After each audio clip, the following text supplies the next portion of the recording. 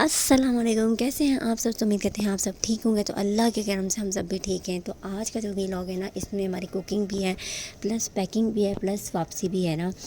تو آج ہم بنا رہے تھے قیمہ، اور میں نے جو ہے نا قیمے کو پہلے پانی ایک نکال لیا تھا قیمے کا، کیونکہ میں نے اس کو جب ہلکا سا قیمے کا پانی نکال لیتے تھے، کسی بھی گوشت والے آئٹم کا پانی نکال لیتے تھے، اس میں سے گوشت میں سے نا ہیک نہیں آتی ہے۔ تو آپ بس ایک ابالا دے کے نا پانی نکال لو۔ تو میں نے اس کے اندر پورا ایک پیاز کاٹ کے ڈالا تھا، اور تھوڑا سا نمک، مرچی،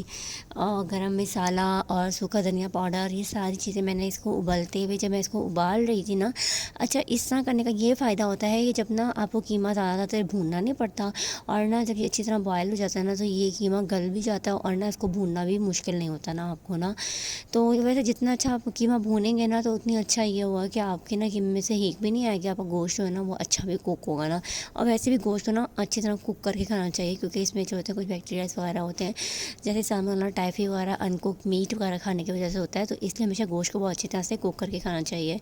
تو یہاں پہ گوشت کا قیمے کا پانی جو تھا وہ ڈرائی ہو گیا تھا، اور کیا کہتے ہیں، اس کے اندر میں نے باقی سارے انگریڈینٹ اپنے ہاتھ پہ ذائقہ ڈالتے، کیونکہ مثالوں کے لیے نا سب کا اپنا اپنا ٹیسٹ ہوتا ہے، یعنی کہ خاص طور پہ نمک اور مرچی کے لیے۔ اب ہماری فیملی میں جو ہے، جیسے میرے مدر والے جو ہیں، سائڈ والے جو ہیں،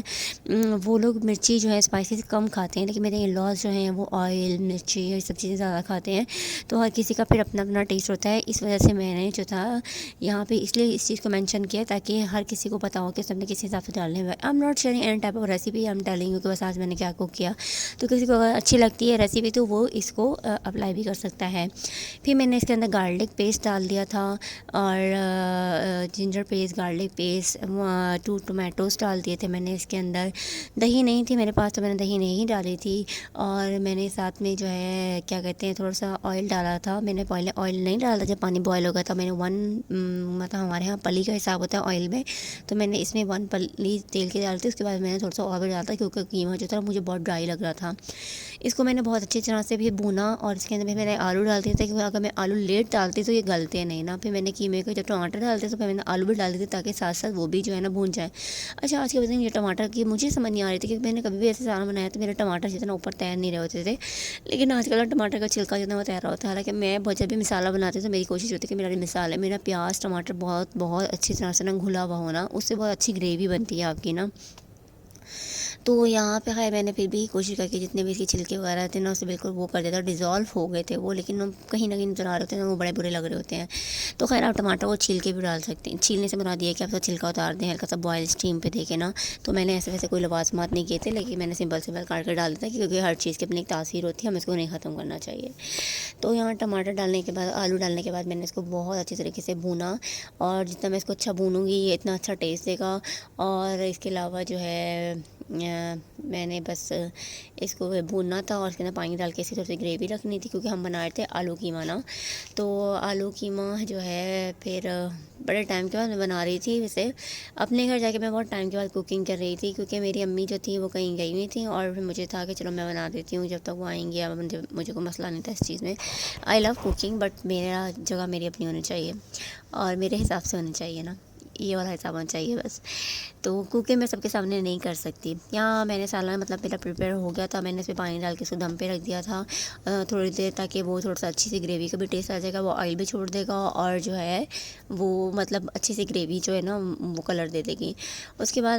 کھانا کھانے کے بعد دوپہر کا جو ہے فائنل لک میں نہیں دکھا سکی تم لوگوں کو، کیونکہ میں تھوڑا سا بیزی ہو گئی تھی، کیونکہ میرا بھانجا ہو گیا تھا، میں اس کے ساتھ بیزی ہو گئی تھی۔ محمد علی کو سلانے کے بعد جو ہے میں نے سب سے ہارڈسٹ کام کرنا شروع کیا، جو کہ میری پیکنگ تھی، اور یہ مجھے بہت اداس کر رہی تھی۔ اور لٹرلی نا مجھے جب بھی میں کراچی سے واپس آ رہی ہوتی ہوں نا، تو مجھے بہت زیادہ رونا آ رہا ہوتا ہے، کیونکہ کاز آئی لو کراچی۔ اور میں یہاں سے نا کبھی بھی نہیں جانا چاہتی تھی، جب میں نا کراچی سے جب آ رہی تھی نا، تب میں مطلب اپنے جاب کے لیے آئی تھی نہیں میاں خان نا، تو میں اس دن نا مطلب مجھے پتا تھا کہ اب میں نے واپس کبھی بھی نہیں آنا۔ تو مطلب وہ نا انسان کبھی کبھار نا رونے کا دل بھی کر رہا ہوتا ہے، رو نہیں پاتا، مطلب دل کے اندر رو رہا ہوتا ہے نا، وہ والا حساب ہوتا ہے نا۔ تو میں بس ویسے میں کسی کے سامنے نہیں روتی جلدی جلدی، لیکن میں اللہ تعالیٰ کے سامنے ضرور رو پڑتی ہوں، ان کے سامنے اپنے دکھ کا اظہار بھی کر دیتی ہوں۔ مجھے نہیں پتا کہ اللہ تعالیٰ کی کیا مصلحت تھی، کیا مصلحت مجھے نہیں پتا آج تک، مطلب مجھے آج تک کیا، مجھے کبھی بھی نہیں پتا چل سکتی اللہ کی کیا مصلحت تھی کہ وہ مجھے وہاں سے یہاں پہ لے آئے، لیکن بیکاز میں ابھی تک مینٹلی جو ہے نا پریپیئر نہیں ہوں اس شہر میں، حالانکہ مجھے 3 سال ہونے والے ہیں۔ تو یہاں پیکنگ کرنے کے بعد جو ہے میں نے جو چیزیں میں لے کر آئی تھی چیزب سے، میں نے ساری وہ رکھی، میں نے چیز ویلیو سے چیزیں خریدی تھی، تو تھوڑا سا ہم چیز ویلیو میں کنفیوز ہو جاتے ہیں، تو میں نے کافی ساری شاپنگ کی تھی چیز ویلیو سے نا، تو میں نے اسی طرح ہی سارے بیگس اتنا ان کو رکھ لیا تھا، میری اپنی کچھ چیزیں پڑی تھیں میں وہ بھی لے کے گئی تھی، اور کیا کہتے ہیں کپڑے میرے جو تھے سارے جو تھے پہلے جو میں کپڑے لے کر آئی تھی میں نے آپ کو اپنے بیگ پیک میں اسینشیلس میں دکھایا تھا، تو وہ میں نے جو ہے ساتھ کے ہاتھ بھیج دیا تھا، کیونکہ میرا یہ نیا بیگ آیا تھا کہ میں نے رف یوز کے لیے لیا تھا، کیونکہ ڈیبو والے جو نا یہ فیشن والے بیگس بہت مارتے ہیں اور خراب کرتے ہیں، تو میرے برانڈ کے بیگ تھے اور وہ بسوں کے اندر لے جانے والے تو بالکل بھی نہیں تھے نا، اور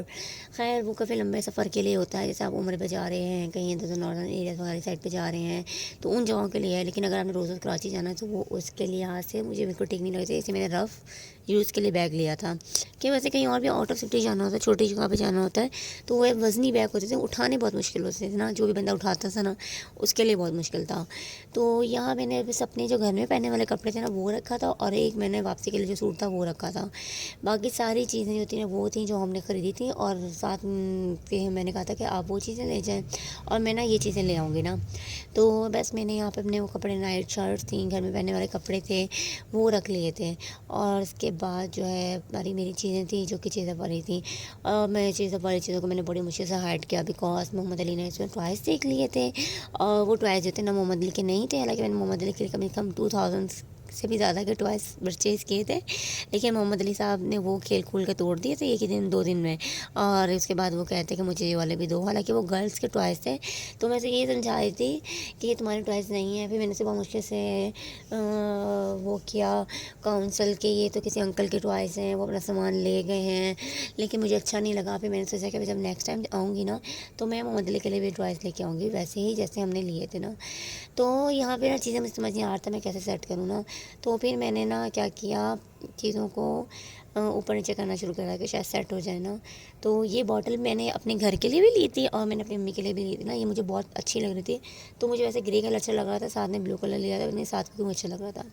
یہ کیب مجھے ساتھ نے لے کے دی تھی، اور یہ میں نے تقریباً 500 کی تھی، تو میں تم لوگوں کا چیز ویلیو والی ساری شاپنگ کا ویلاگ الگ بناؤں گی، میں تم لوگوں کو اس میں ساری چیزیں دکھاؤں گی کہ ہم نے کیا کیا پرچیز کیا، اس میں میرے محمد علی کے ٹوائس انکلوڈیڈ نہیں تھے، کیونکہ میں نے محمد علی کے سامنے ویڈیو نہیں بنائی تھی، وہ مجھے پھر تنگ کرتا اور مجھ سے چیزیں مانگتا نا، اس وجہ سے میں نے اس کے سامنے نہیں، ویسے بچوں کو جو ہے ایگری کرنا بڑا مشکل ہو جاتا ہے، انہیں کون سا کرنا مشکل ہوتا ہے، خاص طور پہ لڑکوں کو بہت ضدی ہوتے ہیں بھائی لڑکے، اگر اللہ میں نے مجھے انشاءاللہ بیٹا دیا نا تو میں اپنے بیٹے کو انشاءاللہ بہت اچھا لڑکا بناؤں گی، ویسے بچپن سے ہی ٹرین کروں گی کہ ہر چیز کے لیے کہ اسے ہر چیز کرنی چاہیے، اپنا کام خود کرنا چاہیے، اپنی چیزوں کو اٹھا کے رکھنا چاہیے، ویسے تو ہر پیرنٹس ہی اپنے بچوں کو سکھاتے ہیں، لیکن کچھ ماں کے لاڈلے بھی ہوتے ہیں نا۔ اچھا مجھے آج تک نا ایک لاجک نہیں سمجھ آئی کہ جو شادی کے بعد لڑکے جو ہوتے ہیں وہ اپنا کام کرنا کیوں بھول جاتے ہیں، مجھے اس سوال کا جواب ضرور دینا، کسی کو مطلب